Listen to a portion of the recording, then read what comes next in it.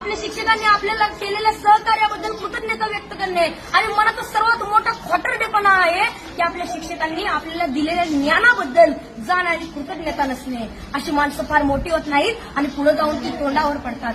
असंच एका मनाच्या मोठेपणाचा एक मोठा प्रसंग या ठिकाणी मला सांगावा असं वाटतो.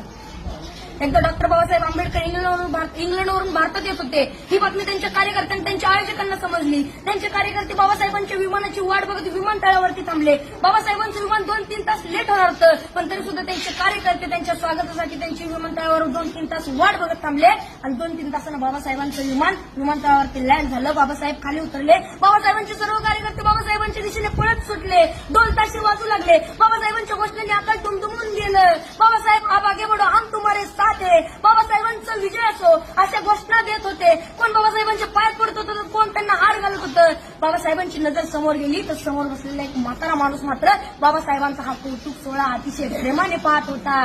बाबासाहेबांनी गर्दी बाजूला सारली आणि तडकन त्या म्हाताऱ्या माणसाकडे गेले आणि आपलं डोकं त्या म्हाताऱ्या माणसाच्या पायावर ठेवलं. त्या क्षणी सर्व लोक आश्चर्यचकित झाले.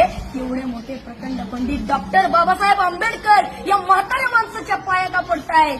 त्या क्षणी बाबासाहेब म्हणाले, हेच ते केळुसकर गुरुजी ज्यांनी मला माझ्या लहानपणी शिकवलं.